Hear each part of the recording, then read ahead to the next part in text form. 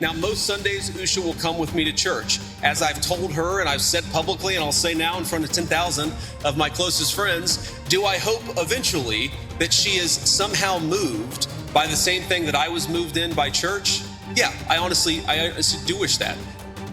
But if she doesn't, then God says everybody has free will. And so that doesn't cause a problem for me. That's something you work out with your friends, with your family, with the person that you love. Again, welcome back, viewers. You're watching The Savera, and I'm Shefali.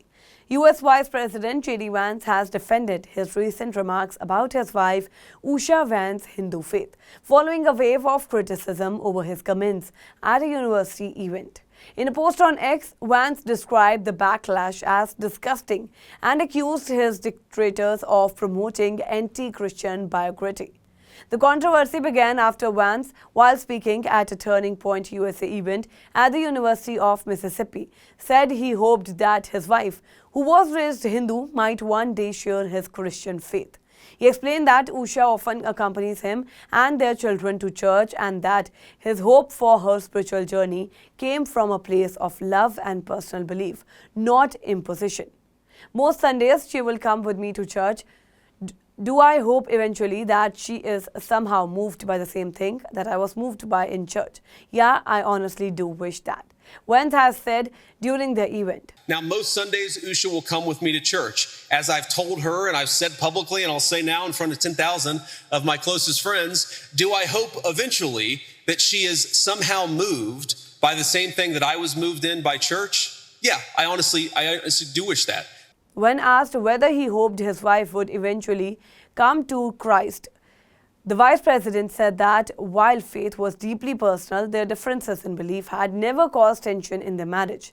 If she doesn't, that's fine. God gives everyone free will. It's something you work out with the person you love, he told the audience. But if she doesn't, then God says everybody has free will. And so that doesn't cause a problem for me. That's something you work out with your friends, with your family, with the person that you love. Again, now, after his remarks drew sharp criticism online for allegedly disrespecting his wife's Hindu background, Vance clarified his position on social media.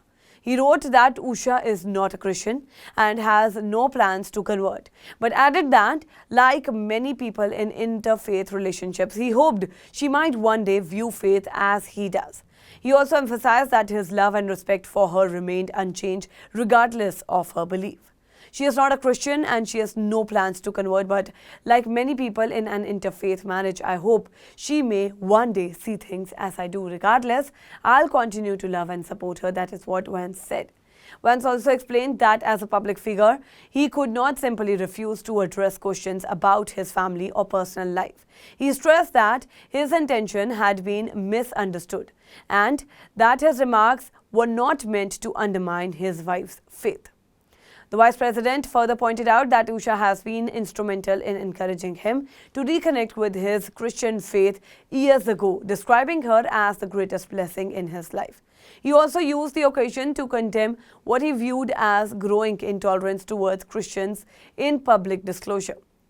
Yes, Christians have belief, and one of those is the desire to share their faith with others. That is a normal thing, not something to be condemned, he said, criticizing those who believed were using the incident to target religious conversations. Vance and his wife, Usha, who is of Indian origin, met while studying at Yale Law School. The couple married in 2014 and have 2 children together.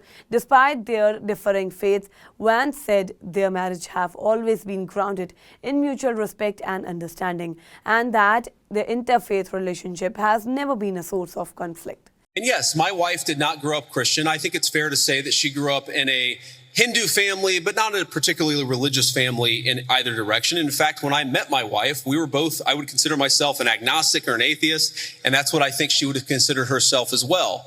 You know, everybody has to come to their own arrangement here. The way that we've come to our arrangement is she's my best friend. We talk to each other about this stuff. So we decided to raise our kids Christian. Our 2 oldest kids who go to school, they go to a Christian school. Our 8-year-old did his first communion about a year ago. That's the way that we have come to our arrangement. But thank you.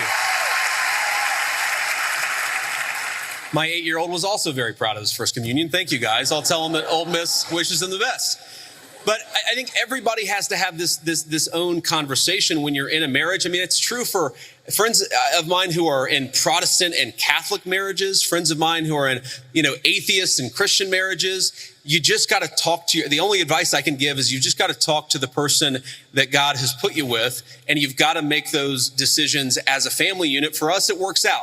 Now, most Sundays, Usha will come with me to church. As I've told her, and I've said publicly, and I'll say now in front of 10,000 of my closest friends, do I hope eventually that she is somehow moved by the same thing that I was moved in by church? Yeah, I honestly do wish that, because I believe in the Christian gospel, and I hope eventually my wife comes to see it the same way. But if she doesn't, then God says everybody has free will. And so that doesn't cause a problem for me. That's something you work out with your friends, with your family, with the person that you love. Again, one of the most important Christian principles is that you respect free will. Usha's closer to the priests who baptized me than maybe I am. They talk about this stuff. My attitude is you figure this stuff out as a family, and you trust in God to have a plan, and you try to follow it as best as you can. And that's what I try to do. That's all for now in this update. Stay tuned to the Savera. Download the app and follow us on various social media platforms.